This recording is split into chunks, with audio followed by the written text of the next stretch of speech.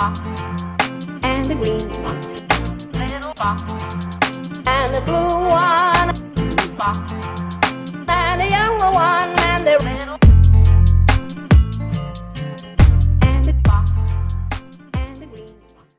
Spaghetti strap tank tops, tube tops, halter tops, tops that bear your midriff, mini skirts, hats.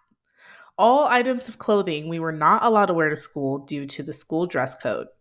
But interestingly, all are items of clothing I see daily in the hallways of the middle school where I teach. We as teachers are not to address students wearing these type of clothing, even though several of them do in fact violate our school's dress code.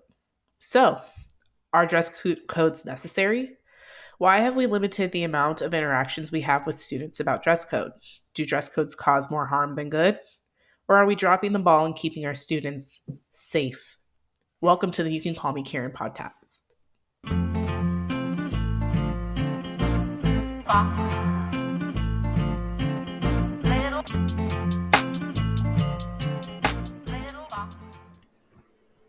Hello and welcome. Hello.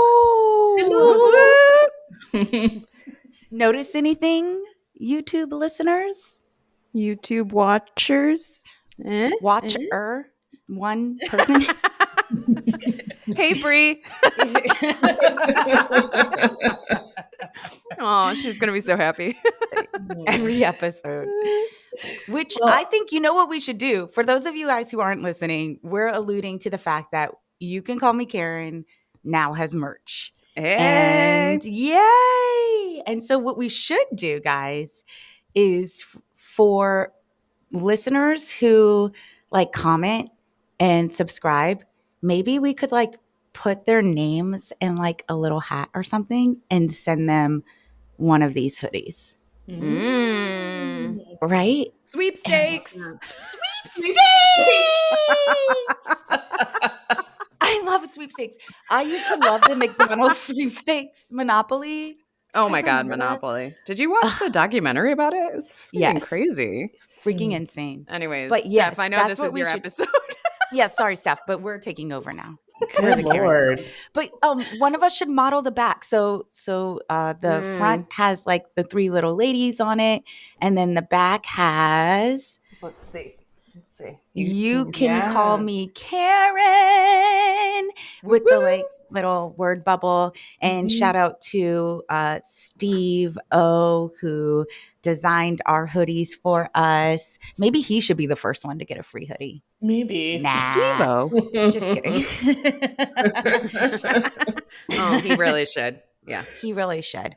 There's one coming your way, Steve. Man, yeah. get on that. Yeah, I'll get on that.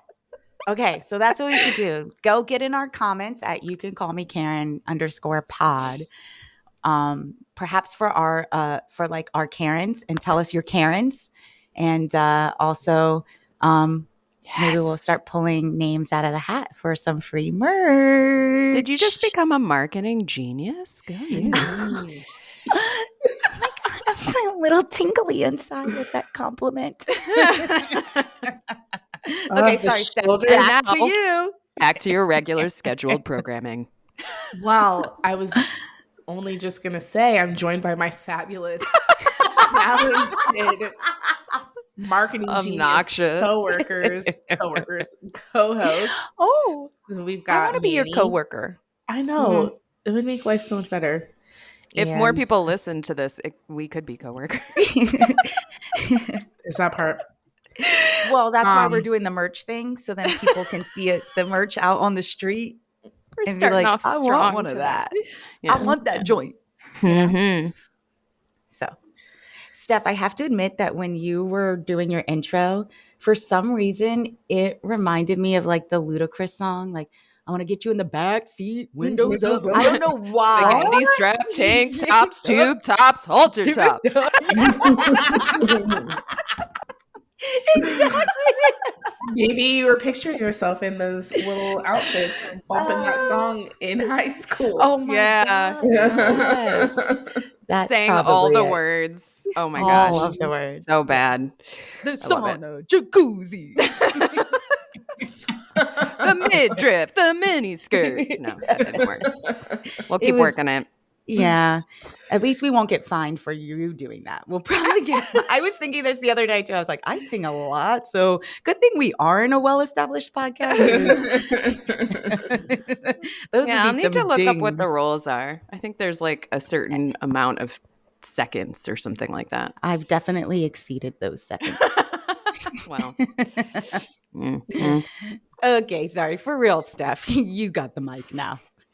Well, this week we will be discussing dress codes and the purpose of a dress code, whether they are necessary and what message dress codes actually send to students and maybe on a larger scale to society. But before we dig into this topic, I gotta know, who you calling, Karen? I gotta know. I wanna know. Who's that girl? Oh, yeah. Now That's Steph's not got the- the what? sorry. I What said were you that's gonna not the one I was thinking of. But now I lost the tune. I wanna know. Anyways. If you got a mind, that one. Oh. I want to I don't know know. if we're doing any song justice right now. Yes, we are. We are beautiful Okay. singers. We really are. So who has a Karen story and queued up and ready to roll? Who would like to go first? I can go. And I have a story, and I'm like really trying to make this a Karen. Stop trying to make fetch a thing. Well, the feelings I felt after this event were like I was assaulted by a Karen. So this is for all my 40-year-old women out there. I had a mammogram on Friday, and I'm debating on who the Karen is in this story. But so I don't know if you have had your annual mammogram yet, ladies, but the first one that I had was last year, and I remember feeling like I had been assaulted. Like the woman who did the actual exam was lovely. I mean, she was like, was as gentle as you can be when you're squashing my boob in a sieve. Is that the right word? And Boob or did you mean titty? sieve. I don't know, titties. And I still felt last year, I still felt like I had been assaulted. It was like horribly painful. I was like, I can't even explain it, but assault is the word that I would use. And then this year, obviously, I knew what I was going into. So I was like, it's fine. We'll just power through. It'll be over fast. It was over fast. But this woman. That's what she said. This woman was like speaking like a million miles a minute. She was like giving me all these instructions, like asking me all these questions beforehand. And I was like struggling to keep up. She was like wearing a mask because, it was in a hospital. And so I've really focused on people's lips when they talk. And so I was having a hard time like keeping up, just because I couldn't see her mouth, and also because she was talking a mile a minute. And I don't do mammograms every day, lady, like you do. Like you need to chill out. I do this once a year, and this is only the second time. So like, I'm gonna need you to slow down and like help me through this, because I don't know what I'm doing. And then we get in the room, and she's like, stand like this, stand like this, stand like this, and shoving me all over the place and like squashing me. And then she like runs around to take the actual image, and she's like, okay, don't breathe, don't breathe, don't breathe, don't breathe, don't breathe, don't breathe. And I'm like, oh my God. Yeah. And no, but you don't even have a second to take a breath. So you're like panicking, waiting for her to say not to breathe and hoping you have a big enough breath. And then like all of a sudden I'm like mid breath, and she's like telling me not to breathe. And so then I'm like, literally there was a moment where I was like, I'm going to pass out. Like I felt really lightheaded. I was like gripping the machine to like make sure I didn't fall. And I'm trying to like talk myself off of a full on panic attack. You know what I mean? I'm like, there's just one more image. You got this, Karen. So finally it's over, and I'm walking home. I sent my sister some profanity to like get it off my chest. pun intended. And and so I can't decide if this woman is a Karen or if she's just doing her job. I know she's just doing her job, but like, can you be a little kinder in this situation, please? But then I start thinking, and this is where the patriarchy is coming in. I start thinking, like, if men had to have testicular cancer screening the way that we have breast cancer screenings, 1,000 gajillion% chance that there would be a better way to screen for it if you had to get your balls squashed once a year. So I'm just saying, maybe the patriarchy is the Karen here. Or maybe I'm just way out on a limb and I just had to complain about getting a mammogram because it's bullshit. I hate it. I hate it. I hate it. So, Well, welcome, Manny. You got that to look forward to. Yeah, I'm still in the 30s club. Yeah. For a couple more months here. I was like, not Birthday for long, present. girl. A, B, I'm having my third mammogram in a couple weeks. And it's not pleasant. And my first lady was really nice. But my second lady was very similar to you. Like, homegirl, like, you go back and you have this gown on, and she walked up to me and just untied it. Like, like she wasn't even Why like, even bother with this thing? you know, honestly? like she was just like, we need to get started. Zip. And I was like, oh, Okay. We're doing this. Here are my boobs. It's nice to meet you. What's your name again? Like, you know. Right. And it's like, you know, there could be a little bit of care and time taken. They just don't. It's like they do it 20 times a day, Yes. and they're so I gotta get you numb done so I to can get it. the next one done and the next one done. Yeah, and they forget that like we don't do that every day, and it's painful. It's like very painful. I'm so tired of women saying it's not. Like it hurts. I am bruised. So, anyways, that's where we are. I think in the sense of like the patriarchy, I think we have something on our Google Doc to talk about like healthcare, but I think in the sense of like healthcare and the patriarchy, like, and like how going to visit a doctor has become so like sterile, like you don't have a relationship with your doctor. Like, I think that's like when you're talking about like, is this a product of the patriarchy? You know, it's like capitalism, I think. Yeah, and capitalism. But I was going to say how we've demonized like doulas and like not doulas aren't demonized, but like how we've demonized like holistic healthcare or like you know like the ancient practices of like healthcare and like taking our time and like the people in villages who were healers who very naturally knew how to like care for the body. And I don't know if screening would be the word, but you know, we've really walked away from that very like matriarchal feminine approach to medicine. And I think that's so that's what I kind of heard when you were talking of like what's the real culprit here. Well, it's all about billable hours too. It's like Right. the faster this patient gets out, the sooner the next patient is in. And so, you know, everyone's in a hurry to get you gone so that you can get the funding. Right. Urgency. It's about that dollar, yo. Yeah, that's the capitalism in there. Stephanie, you were frozen for a little bit in that. I was. You were frozen just for a little bit, and it was like that dollar, yo. It's the best. It's a great face.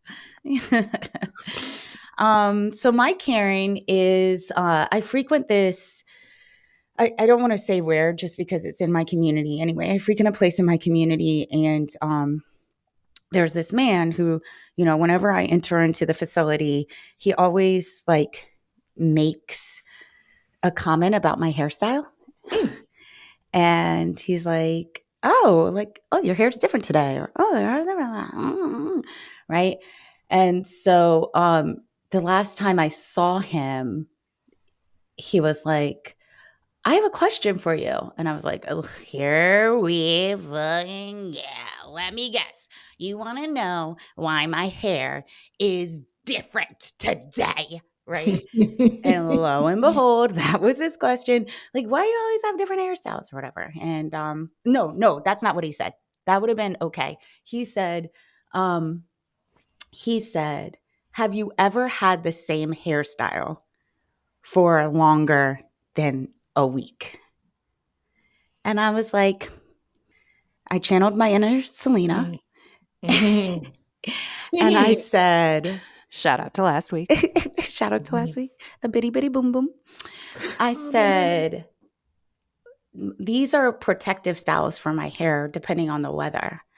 My hair can't handle the harsh winter weather, or my hair is very sensitive to the harsh winter weather. So depending on if it's winter or summer, I braid my hair up in different styles to to protect my natural hair. Not that he was owed any of that. Mhm. And of course, what he says is just, and doesn't even follow up with any questions, right? Mhm. So I was like, yep. And that's why you didn't deserve any of that, because that wasn't a question of curiosity. That was you trying to feel like you knew something more about me.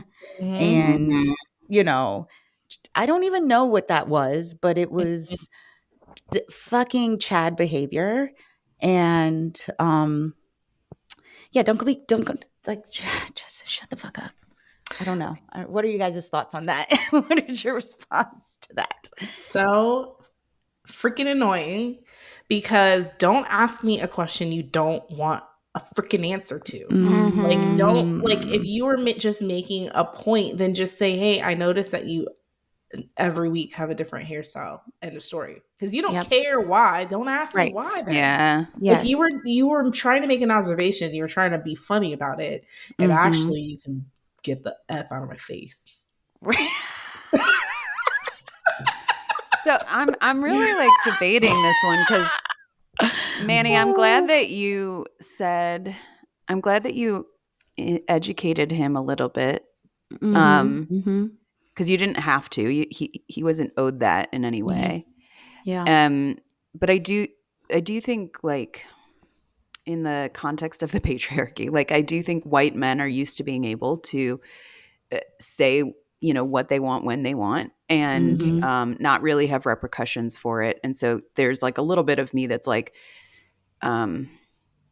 hopefully he at least walked away from that and reconsidered it later, even though he hasn't been taught the tools for how to accept that information as it's happening, So Yeah. I think that was very kind of you to give him That was. So what you're something saying more. is I'm Selena.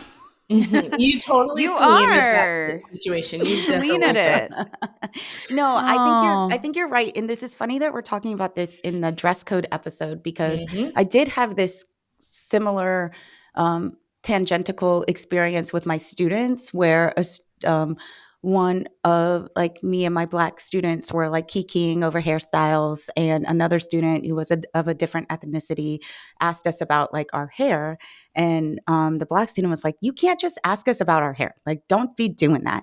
And I was like, well, if he doesn't ask, he's never going to know not to ask, or he's never going to know, about us. So in some sense, we do have to, explain. Not explain feels like such the wrong word. because it feels educate. It's like share, connect. I don't know. I just think, yeah, like there's just pieces of other cultures that we're not innately informed about, or like we're not going to know. And so we all have to help each other along, I think. But in some it's senses, not your responsibility, but also yes. like I do understand why people who live in a more like insular environment just aren't exposed to other things and just don't know, and so yeah, it's tricky. And it's fair for him not to know, but it just doesn't seem that the question was genuine, because there was no reaction like, oh, okay. Oh, that makes sense. There was none of that. So truthfully, he just wanted to make an observation. Like, maybe it could have just been like, I like your hair today. Right. Like, if you want to, like, why be intrusive? Because I'm feeling now you've taken time out of my day for me to tell you something that I, it's like that you either mind didn't your even business. care to hear. Or care? Right. You don't care to hear? Right. Mhm. I Right. do. I'm, for whatever reason today, glass half full. So Mhm. I'm hoping. Wow, look at you. I know. I'm just hoping that maybe Bring that that was a same learning energy moment next for week. him. Yeah. No. Spirituality Oh, in our gosh. future. Yeah, Well, this is like such a this is I think for Steph and I, when we talk about being a Black presence in a white space, this is such a complicated mhm, situation for us of like, I don't always want to have to represent. Of I don't course. always Yeah. want to have to educate. mhm, And I don't always want to have to share. Yeah. I don't fully trust sometimes what you will do with that information when I yes, share. You yes, shouldn't. Yeah. I mhm, mean, you shouldn't fully trust. There's so many reasons why you shouldn't. Yeah. mhm, Yeah.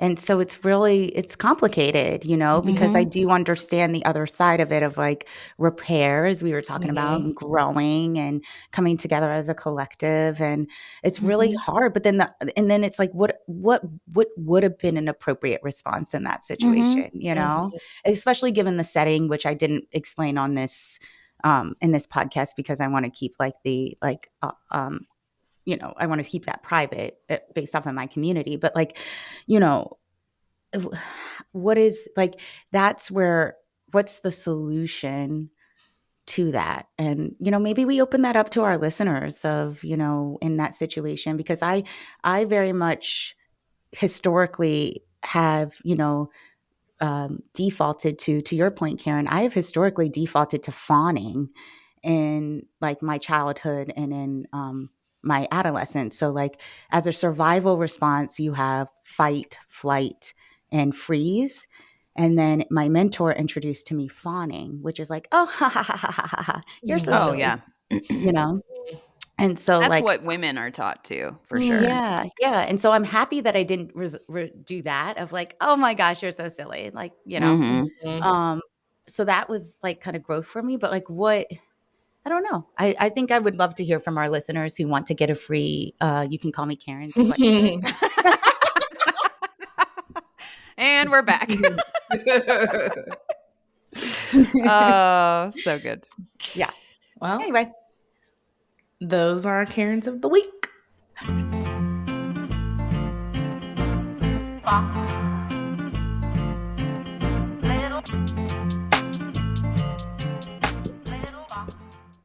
All right. So this topic came to be because a few years ago, my coworkers and I were noticing a shift in how students were dressing at school.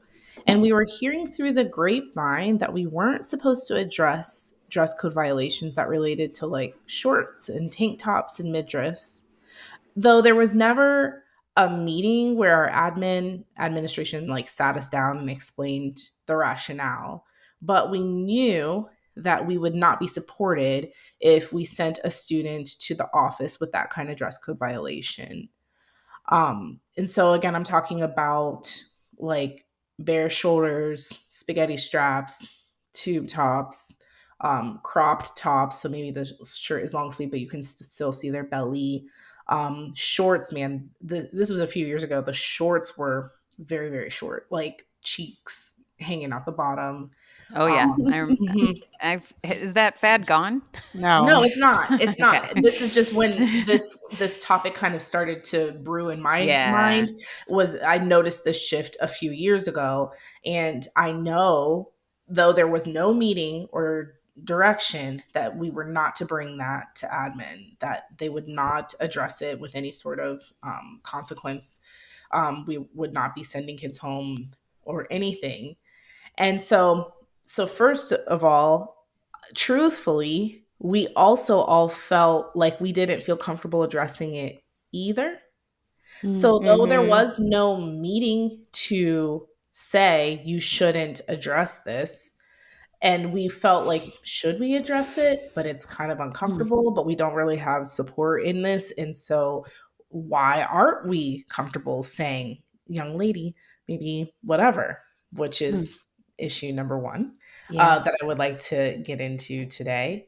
Mm. Um, and the other, another dress code issue that has been addressed that was actually addressed directly by admin was hats and hoodies. So if I were to wear my "You Can Call Me Karen" hoodie to to school and put my hood up over my head, we used to be able to have to tell them, put your hood down. If kids were wearing hats, we would say, take your hats off. And we had a meeting with admin. This was direct. Do not tell kids to take their hoods down. Do not tell kids to take their hats off. And the reasoning there was to limit negative interactions with students in the hallways, especially when the interactions with those students are not with teachers that they have, because those type of interactions could escalate easily. Like if you don't know the student personally, but you're like, hey, take your hat off, you're just constantly being hounded, I guess. And this one actually has been a noticeable positive change, and honestly, the kids look super cute in their hats. Like winter, it's like fuzzy hats and whatever, and we just don't address it anymore. And it's standing out to me because when we were in school, we were not allowed to wear hats. We were not allowed to wear spaghetti straps. We were not allowed to wear any of these things. Shorts needed to be mid-length. And now we don't. And I feel like the interactions are less frequent, they're more positive and whatever. So I feel like that's fine. So, but your administration specifically told you do not tell students to take off their hats or their hoodies, but they did not specifically tell you to correct the stereotypically female clothing. That's correct. That's correct. Like, we know that if we were to, I believe, like, it's just kind of trickled down. So I believe, like, maybe a teacher did address it, sent him to the office, and the office says, we're not doing anything about it. So word spread that don't even bother talking to a young lady about shorts, tank tops, because they're not going to address it. So no one does. And like literally all the bellies, the booty cheeks, it's all up and down the hallway and no one says anything.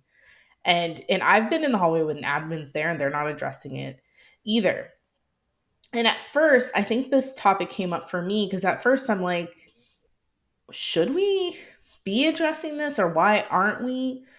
And then I started to think more about it, and I was this is kind of like my confessional early, is I felt like kind of old lady, like, you need to cover your belly, or why are you dressing like this? And I was feeling kind of like maybe we're not teaching them the quote unquote proper way to dress. But what is the proper way to dress? And why, if I don't feel like any less learning is happening here at school.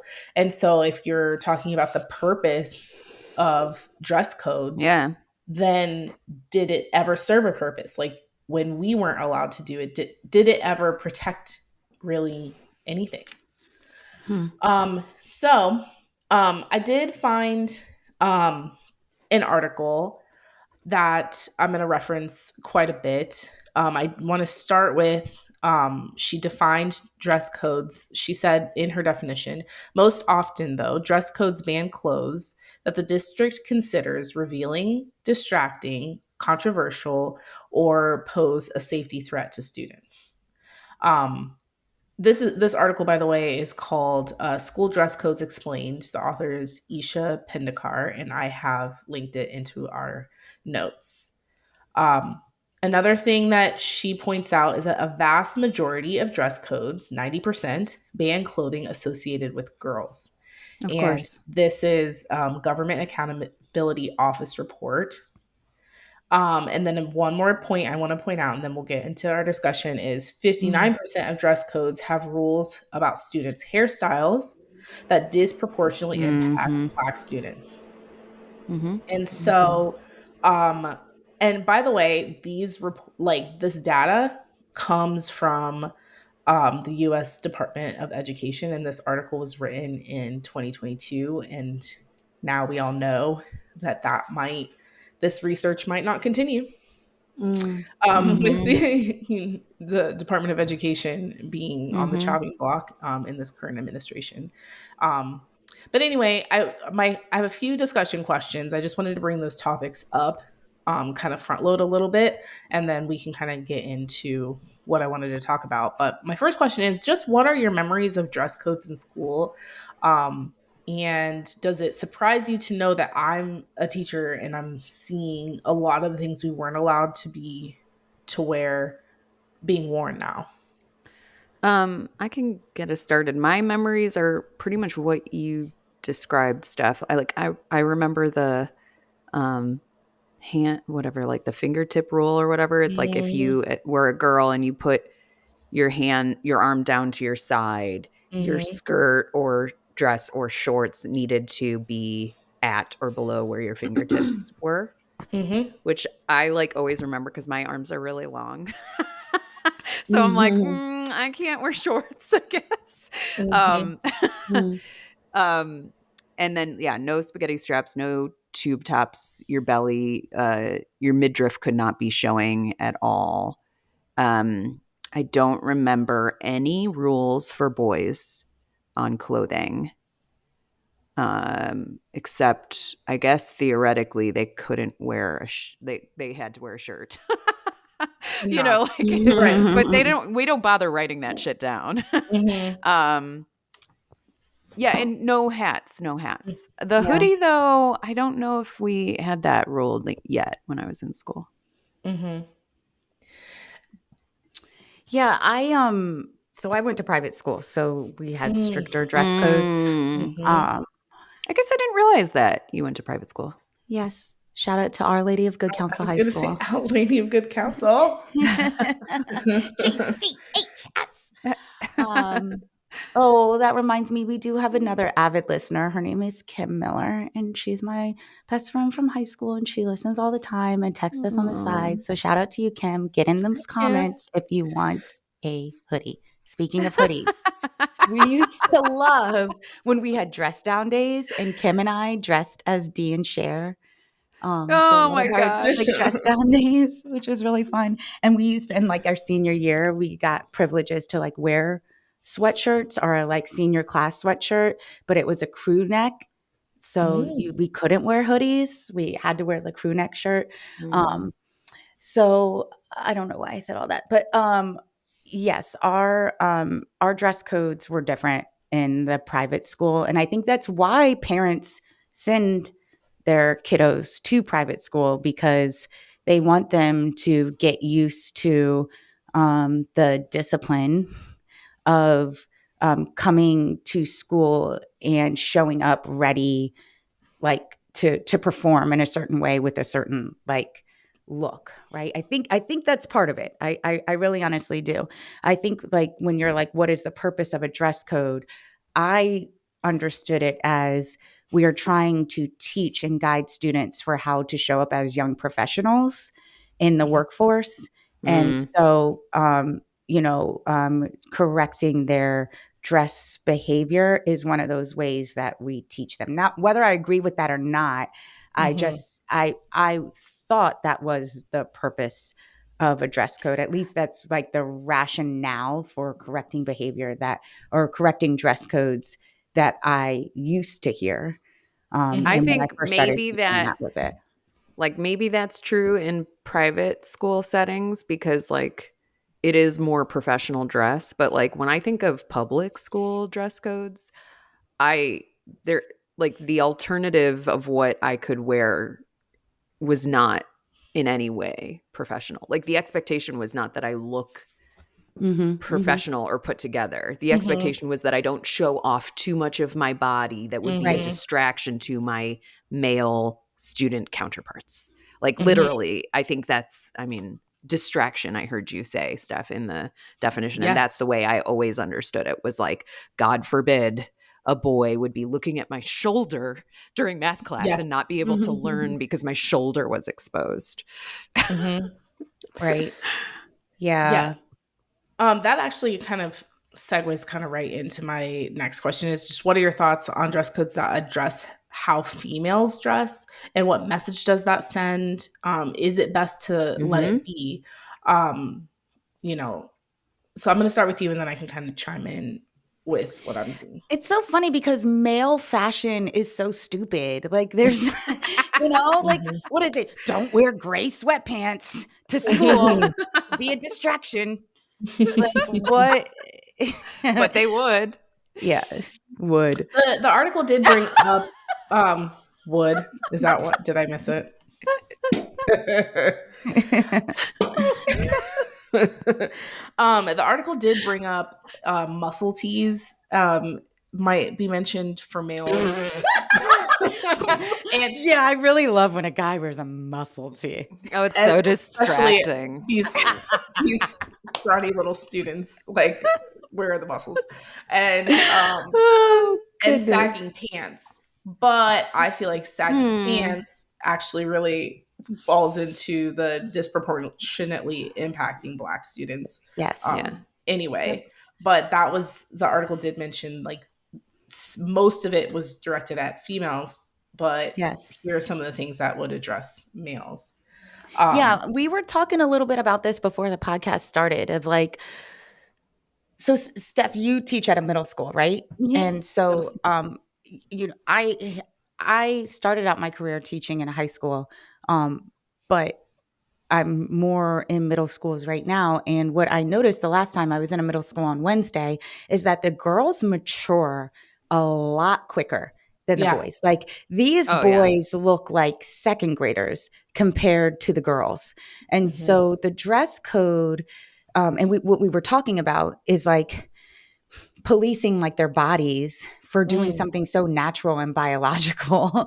Right. And like I know for my daughter, like she does not look like a 13-year-old girl. Right. And so we cannot shop. And first of all, second, am I on point A, B, C, or D? I don't know. My next point. Where are we on this list? But basically, like, so they took away justice. They took away all these shopping stores where they were like limited to, or wherever we used to shop, right? They took away all these stores that were specific for the teenage girl.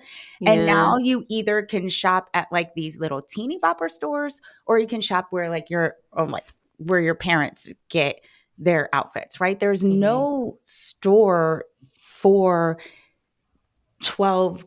11, 12, 13-year-old girls that is like specifically something that would be directed at their style. So like they want to feel like teenagers. They want to feel good in their body, and they're growing up quicker physically than their male counterparts. And so like the dress code only makes that transition more awkward and uncomfortable. Given that like this is something that they naturally go through, their hormones are like freaking, I don't even know. And there's no place other for them to shop to get cute clothes. So like there's a lot that's not being considered here when you talk about at least dress codes for like middle school girls. Yeah. Yeah. Go ahead, Karen. I just feel like over the years, my mindset on this has changed so much. Like the patriarchy had me when I was young, right? And like made me believe that it was my responsibility to protect my body. And the way to do that was to like cover it up so that I wouldn't attract the wrong type of behavior. And it feels to me like that is the purpose of dress codes, is to hold women responsible for their safety as opposed to holding men responsible for what they choose to do with their bodies that could harm anyone else. And so I love to hear you say in schools that is no longer a topic of conversation, for at least for the teachers to be policing. And it does at my give school. I don't know if, you know. Yeah. I mean, yeah, I don't know. I don't have a child that's like of that age yet, so I can't really speak to what it's like around here. But it does make me hopeful, at least for this next generation, that maybe we will stop or we will start to change this like victim blaming and this need to hold women accountable for keeping their own bodies safe when it's not women that are the problem. Mm-hmm. But when I started preparing for this episode, the first thing I searched was victim blaming, and there were a lot of the almost every article that popped up was "What were you wearing?" was the title of the article, and discussing how oftentimes when a survivor of assault is talking about what happened, the question asked of the victim is, what were you wearing? Yeah. And so that's part of why my views have changed a lot on how female students and women in general are dressing. I think that my initial issue, so my confessional being, I was like, these little ladies need to put this away and, cover Great up. grandma impression. Thank you. That was a good one. Thank you. Because I feel like those rules have permeated for me too. Yeah. It's like, I get a maxi dress or something and I want to wear it to school and I'm thinking to myself, is it 2 inches if I put my 2 fingers on? Like, I still, those rules that we grew up with still, Oh man. ring true in my head. I mean, I'm Karen, you as a business professional, if you had a meeting, like, would you wear a spaghetti strap tank top to No, I wouldn't. and then that's another conversation of, well, why is that considered less professional? Like, why, if it's 97 degrees outside and Why can't I be comfortable? Why can't you be comfortable? And so, and I mean, in that case, it kind of goes for men too, because like the expectation for men is like what I was gonna long say, sleeve too. button down shirt, Yep. sometimes a jacket. right. Ties are definitely like kind of phased out at this point. It's very rare that we're wearing ties in business anymore, but still, like, that's not comfortable. Executive. It's just not as, even in No, I hear you. most I'm just saying, business like, settings. that's from a private school perspective. That was like one Yeah. of the corrections of, like, you had to wear a tie. Your tie had to be like a certain way to The be right a young way. business professional. Yes. Yeah. This is Yeah, so giving, that is changing a bit. But like, no, Steph, you triggered a thought there of like, even in meetings or in the office now, if a woman is, like comes into the room and she's wearing like sleeveless anything, sleeveless spaghetti even. strap or otherwise sleeveless, my immediate thought is like, oh, that's a choice, but I mean, what her shoulder is so offensive. Like, literally, what is that? I think that all the and time. I do check myself now. Like, that's so unnecessary but I've been trained to think that way. So it's like, it takes a lot of work to undo that learning, I'm so conflicted by this point of view right now because I hear everything you are saying.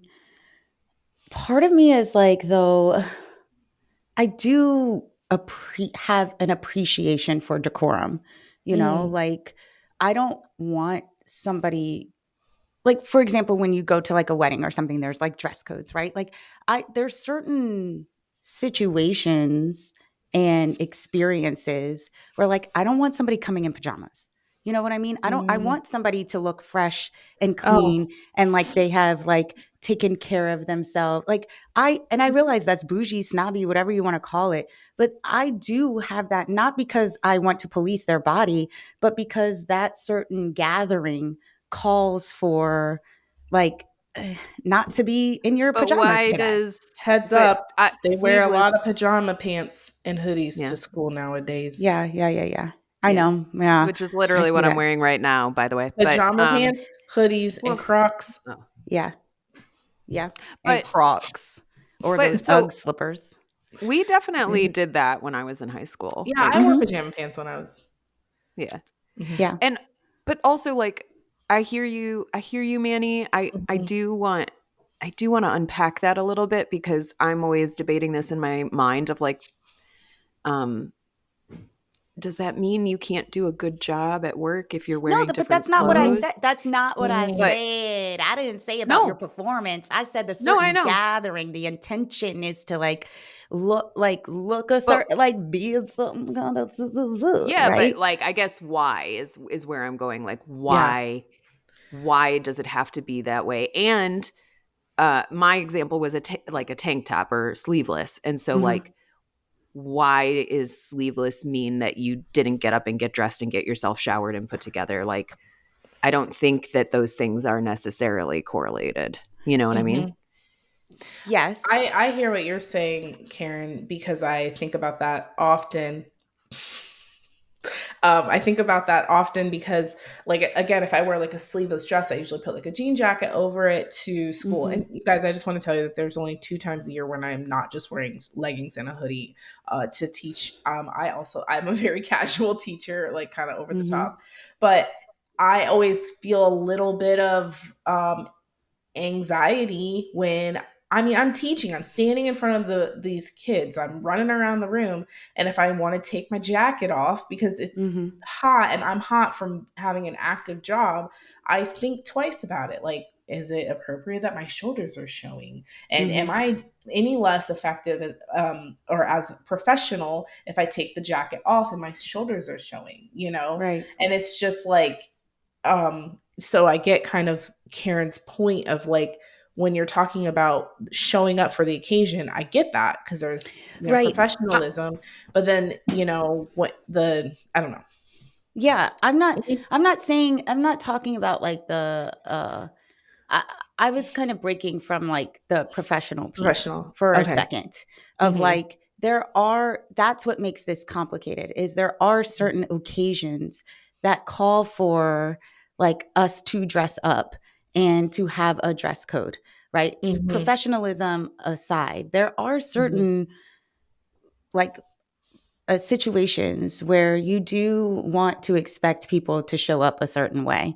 Now, I think for teachers and educators right now, like myself too, I'm a very casual dresser when I go in. I even started wearing jeans like this year. Like when I go in and I teach, I'm like wearing jeans now because I move so much. I'm in sneakers and jeans because I move so much. I'm like in close proximity with my students. I'm up, I'm down, right? I'm like an entertainer on stage and I want to feel like very comfortable. And I think that remember when like it used to be like teachers can wear jeans on Friday kind of thing, right? Like that has kind of like faded out where teachers are wearing jeans, even in the university that I work with. Like I saw my department head wearing jeans on a Wednesday and I was like, oh really, homie? It's like that. Okay. I'm wearing jeans then from now on, like it's starting to fade. Like I feel like a little bit in our profession. I'm just saying there are like, I do appreciate when people dress up for certain occasions, maybe outside of their professional work or whatever. And like, when do you learn to like do that, right? Like who teaches that? And how do we distinguish that or whatever? Like, like if I don't know, it's complicated. It's very nuanced. Go ahead, Karen. It is very complicated. And I do feel like,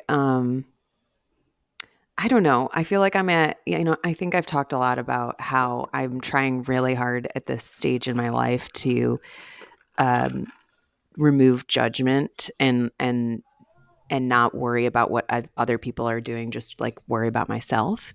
And so it does make me wonder, like, why do I care what somebody else is wearing if it makes them happy, if it's authentic to them? We have defined, society and our culture have defined what is, quote, acceptable and unacceptable.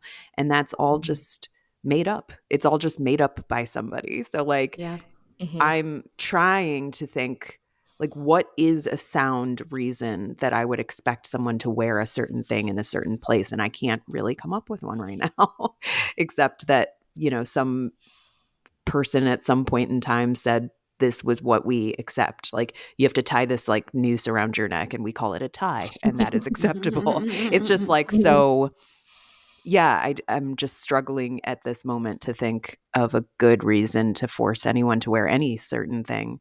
I prefer you to wear clothes and cover up your I don't. private You can parts, come but nude. Come nude. Hedonism, bitches. okay. I'm gonna do it and see how you feel about that. I wish I had the She's taking confidence off to actually her pull that clothes. off. She's taking off the hoodie now. I don't. So But. when I was posed like this part of the discussion, that was the question I was initially asking was like your thoughts on dress codes that address females particularly, and what message does it send.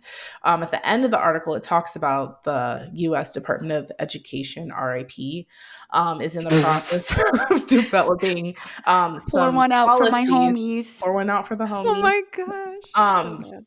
And where they're looking at finding ways to remove some of the gender and racial stereotypes from dress codes so that dress codes are not targeting anyone. It says, for example, by using words like provocative and revealing unfairly targets girls. And so those words alone are problematic. And so we would maybe change our language centered around that. It caused me to look up my school's dress code because again, we do not address this with the students at our school. And I found it interesting. One of the things it says is tops must have shoulder straps, but it doesn't say a certain width. When I was in school, it had to be 2 inches wide. And it says, wait, clothing must cover areas from one armpit across to the other armpit down to the thighs. But it didn't say mid thighs. Oh no, I think it does say no. It says tops must be as shorts and skirts must reach the mid thigh. It says it. And again, like that's not how students are dressing, and we are not addressing it. But at post all this like dress code stuff, my school was chosen to pilot a program called Restorative Justice, which I believe Manny mentioned briefly at the end of our last episode.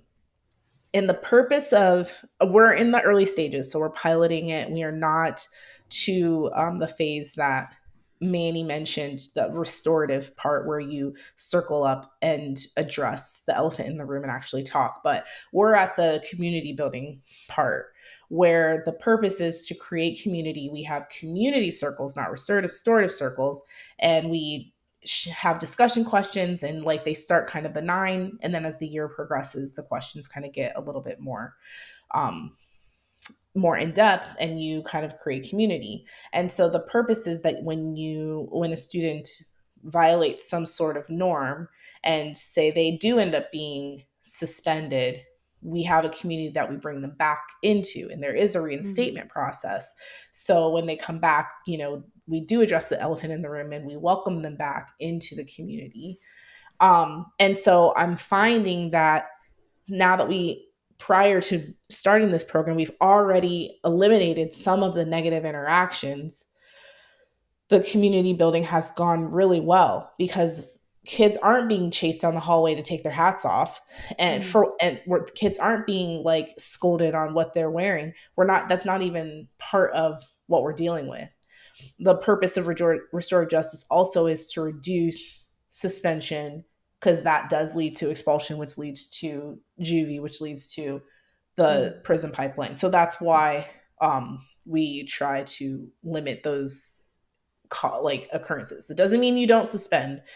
Kids thrown a chair, they're going to be suspended, but bringing them back and having a path for restoration and membership in your community is like the purpose. And so I'm finding that when I was initially taken aback by the fact that we don't address it, I'm feeling relief that it's not one of the things on our plates, and that we can just kind of focus on getting to know the kids and create community. And so anyway, thoughts on Yeah, I think this is making me think of a couple of things. One, when I was saying about like the definition of like for me and how it was presented of having dress codes for a professional, I think this opens up your school's approach, opens up the opportunity to have a conversation of, well, somebody who works on cars doesn't need to wear a suit and tie. Like their professional dress looks different than another person's professional dress. Correct. So targeting a dress code for the reason of like your future profession now doesn't even make sense because everybody's going into different professions and different Right. professions have different dress codes, right? Yeah. And also, God, there was something else about the restoration and coming. I think, you had mentioned that like this is just at your school, but like this was when I was teaching in Virginia, this was a conversation that was starting to unfold in Virginia schools. And this also is a conversation in New Jersey schools. But most of it is connected to absenteeism and the fact that like we can't even get our kids to come to school. So who gives a fuck what they look like, right? Like let's just get them here. So like if they are not emotionally available to learn, like something happened after COVID that we are like seriously in need of addressing. And if like our kids are not emotionally available to learn, or if they're not even physically here to learn, who gives a shit about a dress code? Like we have so much lost instructional time. And so focusing on the relationship piece, I love that your school is doing that because like that's where we are post COVID, that these kids need some trust in the institution again. And the dress code is like the least of our concerns. Least of our concerns. Yes. The absenteeism, Minnie, I'm so glad that you brought that up because good Lord, like kids miss so much school and it's just so hard to keep track of. And I just love for them to be in the building. Yeah. Is that do you feel like noticeably more after COVID? Like they're missing? Yes, there's numbers for that too. What that is? have come out. Do we know what the reason is for that? Do you think it's because there's comfort data? Okay. Yeah. Because I was like, do you think that there's comfort? Like I feel like missing school in the past was a little bit more frowned upon, but because kids spent so much time at home and like parents work from home now and it's easier, especially if they're a little older, like, okay, you can stay home, you sit downstairs, I'm going to still be up here at work. It's not as cumbersome for kids to miss school. As it was. Interesting. And then like the whole like mental health day, like, even as adults, like I need a day, and a kid saying, hey, I need a day. And who are you to say they don't need a day?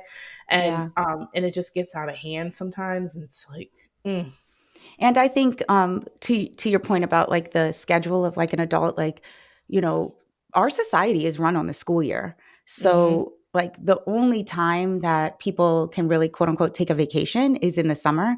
And people are starting, now that the work schedule has become more remote, people are starting to take advantage of the fact that like, oh wait, I have more like days that I can be off of work that aren't just going to limit me to the summer. So families are taking, I know at least for like our school system, like families are taking vacations, like extended vacations beyond like the week-long spring breaks and like winter breaks that we have. Already. So I think that I'm that's already a little bit of a part of it. Yeah. Well, anyway, I know that was kind of an aside with like attendance and stuff, but it is relative in that dress code really has kind of slid down to the bottom of our priority list. But I feel like there's some benefit because, again, we are shifting focus and responsibility off of like our female students on how you dress to dictate how you should be treated. And I feel like that conversation can now be had, and like I think our female students are equipped to head into the world being like, I can dress however and still be a productive student, still be a productive learner, still contribute to my community, and still be respected by my teachers, by my peers. And so I think that there's some good stuff like coming from that. Yeah. I love that. Gives me hope. I have a couple of confessionals. Yes, let's roll. So I think it's interesting that we're talking about the shift of priority Mm. and like how that aligns with like our last week's episode of like the shift of like the hierarchy of sins, you know, of like how we used to put so much emphasis on like we used to criminalize certain behavior. I'm thinking about like legalization of marijuana, right? And how like that has now we have like vape shops, you know. And like, you know, same with like the dress codes of like how we used to criminalize dress codes, and now that's shifting because we have a different focus, you know. So that like just unlocked for me. And then also you had mentioned something about, you know, like disproportionately affecting Black students and criminalizing Black students. And we talked about like the body and how like girls, you know, start to develop more, and a lot of Black students are the same. But I also was thinking about how we started this conversation with like the hair, my Karen of the hair, and how there's now it hasn't been passed, or maybe some states have passed the Crown Act, for the laws that are have dress codes that, you know, those videos are so painful to watch, the people cutting the dreadlocks off of like Black students' head, like just such a violation of culture and identity, and just completely heartbreaking. But I remember when I was first learning about like dress codes and like the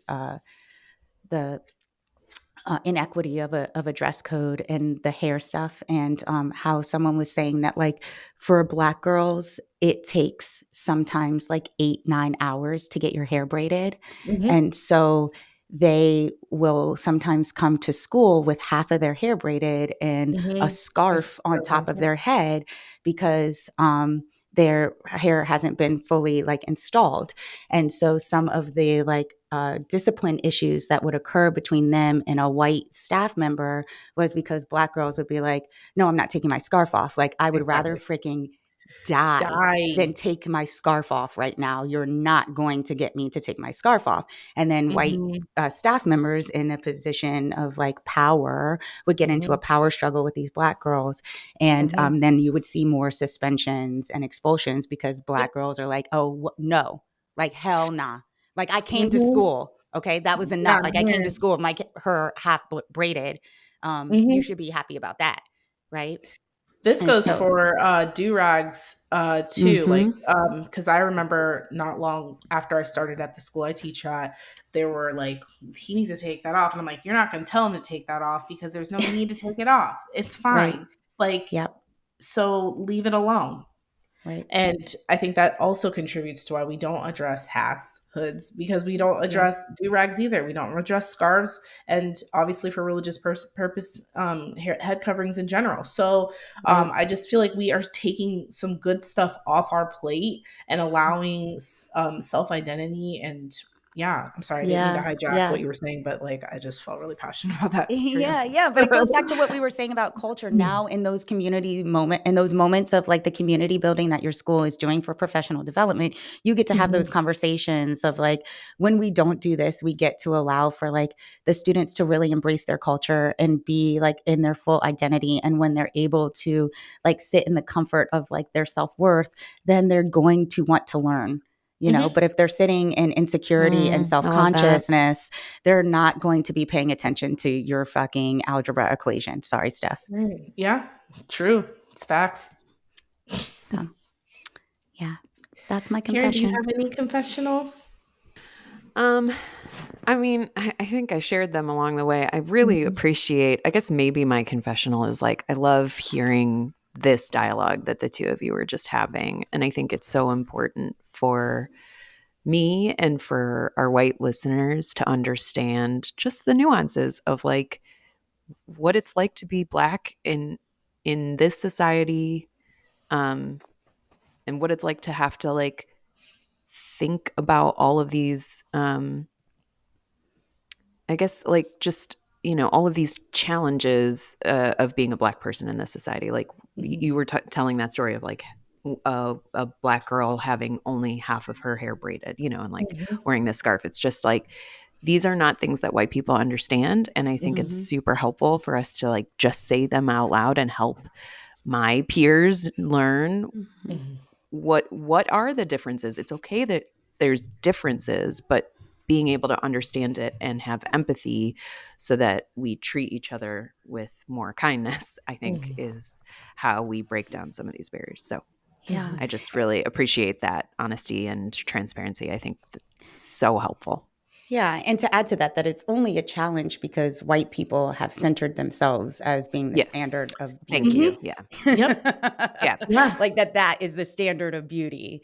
Yep. And that translates into every institution in our society. Yes. You know, so. Yes. Thank you for, probably certainly a poor choice of words on my No, part. I get what you were saying. No, I yeah. do appreciate that clarification. Yeah. Love it. Yeah. What a wonderful episode. Awesome. Thank you so much for joining us. As always, we ask you to follow us on Instagram at you can call me Karen_pod and like and subscribe on Apple Podcasts or Spotify. And thank you. And we'll see you soon. And if you want to see our merch, go watch us on YouTube. Oh, See ya, Karens.